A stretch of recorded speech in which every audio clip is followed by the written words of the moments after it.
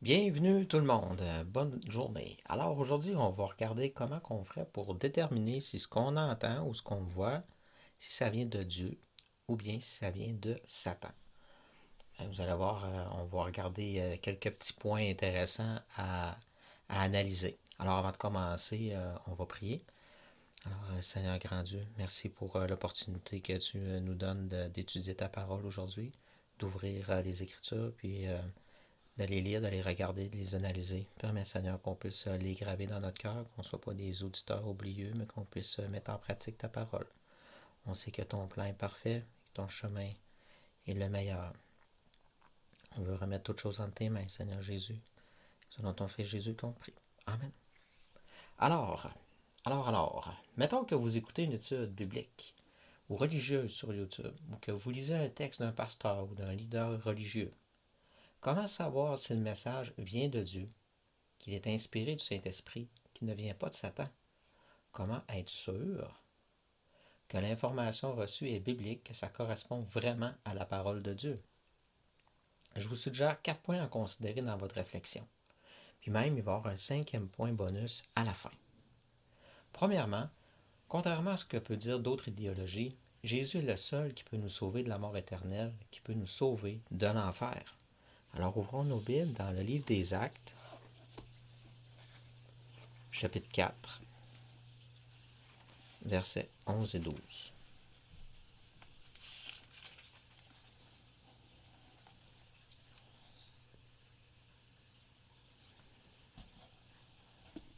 Versets 11 et 12.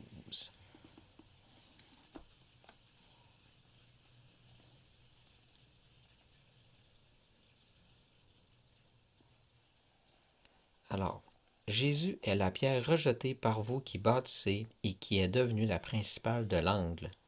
Il n'y a de salut en aucun autre, car il n'y a sous le ciel aucun autre nom qui a été donné parmi les hommes par lesquels nous devions être sauvés. Il est important de comprendre que Jésus est la seule porte d'accès au ciel.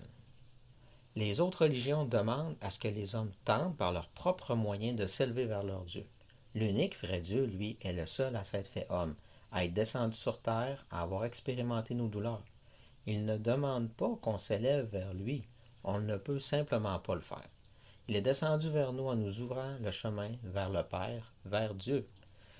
On peut lire dans Jean chapitre 14, verset 6, un verset que plusieurs personnes connaissent très bien.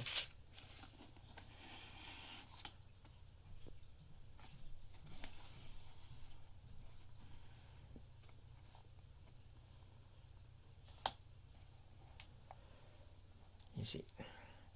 Jésus lui dit, « Je suis le chemin, la vérité et la vie. Nul ne vient au Père que par moi. » Deuxièmement, la personne qui nous parle doit proclamer le nom de Jésus. On peut lire dans Romains, chapitre 10, verset 9.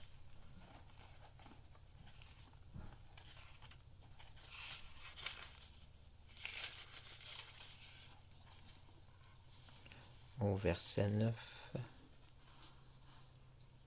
il est ici.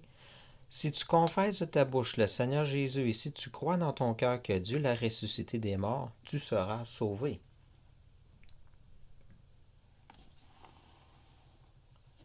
Alors, si quelqu'un parle d'un moyen pour se rendre nous-mêmes au paradis ou d'atteindre un certain niveau ou un stade, mais qui ne parle pas de Jésus, c'est un méga problème.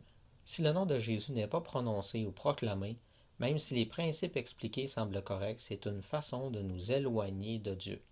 Satan travaille constamment pour que Jésus soit mis à l'écart. Un verset qui en dit long sur le sujet, c'est dans 1 Jean, chapitre 4. Alors, allons vers 1 Jean.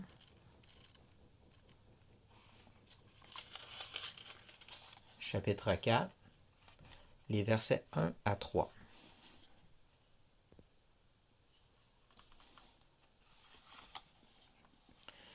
Bien-aimés, n'ajoutez pas foi à tout esprit, mais éprouvez les esprits pour savoir s'ils sont de Dieu, car plusieurs faux prophètes sont venus dans le monde. Reconnaissez à ceci l'Esprit de Dieu. Tout esprit qui se déclare publiquement pour Jésus, pour Jésus-Christ, venu en chair, est de Dieu. Et tout esprit qui ne se déclare pas publiquement pour Jésus n'est pas de Dieu. C'est celui de l'Antéchrist dont vous avez appris la venue et qui maintenant est déjà dans le monde. Troisièmement, il est de notre devoir d'analyser ce qu'on nous dit et de faire cette analyse à travers la Bible. Retournons dans le livre des Actes, cette fois au chapitre 17,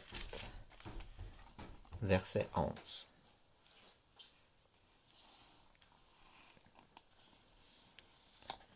Ces Juifs avaient des sentiments plus nobles que ceux de Thessalonique. Ils reçurent la parole avec beaucoup d'empressement et ils examinaient chaque jour les Écritures pour savoir si ce qu'on leur disait était exact.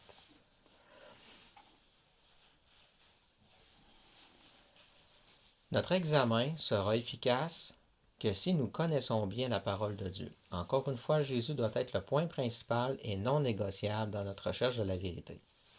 Quatrièmement, la manipulation et l'utilisation tordue de la parole de Dieu est fréquemment utilisée par Satan. Il a même utilisé cette technique avec Jésus lui-même. On peut lire dans l'Évangile selon Matthieu, chapitre 4, lors de la tentation dans le désert.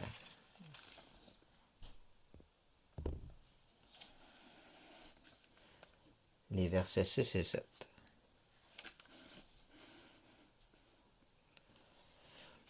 Et lui dit, si tu es fils de Dieu, jette-toi en bas, car il est écrit, il donnera des ordres à ses anges à ton sujet, et ils te porteront sur les mains, de peur que ton pied ne heurte contre une pierre.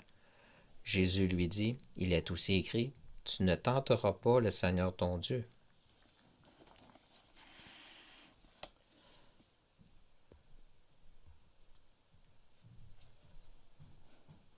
Satan s'amuse à manipuler la parole de Dieu en omettant des enseignements, en cachant une partie de la vérité. On peut aussi voir ce petit manège dans le livre de la Genèse lorsque le serpent a convaincu Ève de manger du fruit défendu. On va aller voir le début de l'histoire dans Genèse chapitre 2.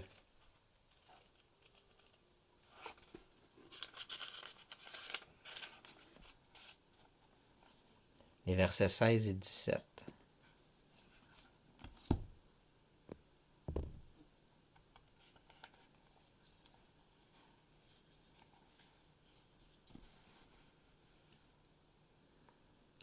L'Éternel Dieu donna cet ordre à l'homme. Tu pourras manger de tous les arbres du jardin, mais tu ne mangeras pas de l'arbre de la connaissance du bien et du mal, car le jour où tu en mangeras, tu mourras certainement.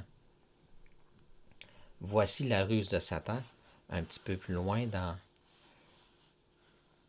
au chapitre 3, le verset 1. Le serpent était le plus rusé de tous les animaux des champs que l'Éternel Dieu avait fait. Il dit à la femme, Dieu a-t-il réellement dit, vous ne mangerez pas de tous les arbres du jardin? Alors, vous voyez ici la ruse, là. Mais oui, il l'a vraiment dit, Dieu a vraiment dit qu'on peut manger de tous les arbres du jardin. Mais il y avait un mais. Et le mais qui avait été ajouté par Dieu, Satan, lui, il l'a omis. Il n'en a pas parlé. C'est un gros mais qui a changé toute l'histoire de l'humanité.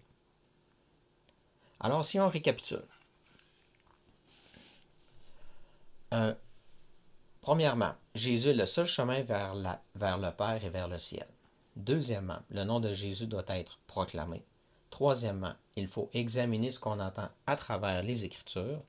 Et quatrièmement, Satan est passé maître à tordre la parole de Dieu. Un principe de base qui peut être utile pour discerner rapidement le vrai du faux est cette petite question. Est-ce que Jésus est glorifié dans ce que vous venez d'entendre? Si la réponse est oui, la balance penche du bon côté. Soyez quand même prudent et exercez votre jugement biblique. Si la réponse est non, la balance penche du mauvais côté. Soyez sur vos gardes, car il peut s'agir d'une ruse de Satan. Pour finir, voici un cinquième point bonus. Un petit bonus à toujours garder en tête. Priez le Seigneur pour que le Saint-Esprit vous éclaire et qu'il vous guide dans votre recherche de la vérité. On peut lire dans l'Évangile selon Jean, chapitre 14, verset 26.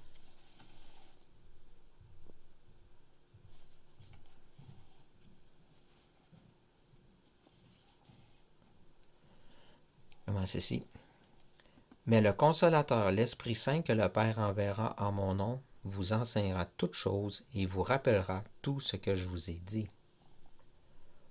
Un autre verset bonus que j'affectionne particulièrement, c'est dans le livre des Psaumes. Environ dans le livre des Psaumes. Chapitre 119, verset 105.